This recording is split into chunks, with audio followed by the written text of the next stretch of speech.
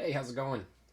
I'm going to demonstrate dissonance as it might be used in a musical context to help kind of build tension um, and make the piece a little more interesting. So I'll start with something that I've been kind of toying around with, just a real simple chord progression. I'll show you four chords um, and how dissonance is used to kind of achieve um, to add tension and then achieve the resolution and ultimately achieve consonance. Um, so we'll start with just a couple chords here, just so you can see. We'll loop through them, and then we'll move on into a more dissonant chord, so that you can see kind of how that looks. So F major is where we'll start. It's a nice, comfortable chord. Right? It sounds happy. Sounds like we're in a good place. And then I juxtapose this with a D minor 7, and so you'll hear how that sounds here.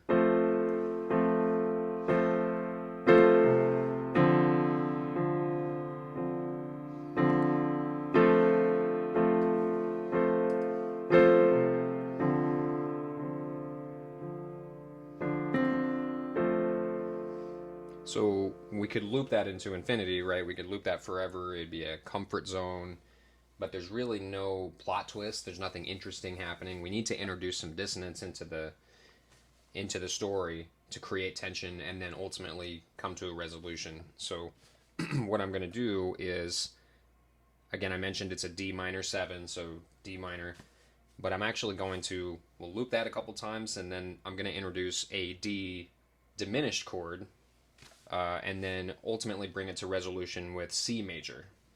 So you'll hear that if you just wanna join me on the journey here and really think about the way the chord strikes you when presented.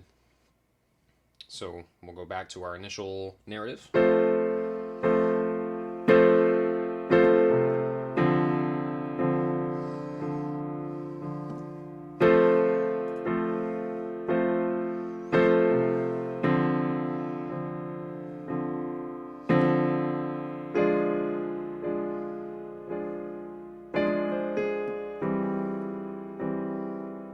Feel that tension release.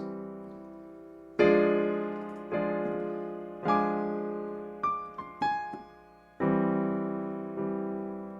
it one more time.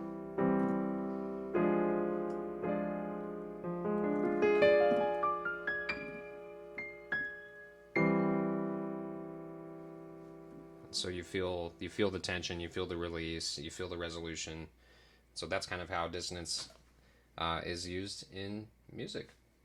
So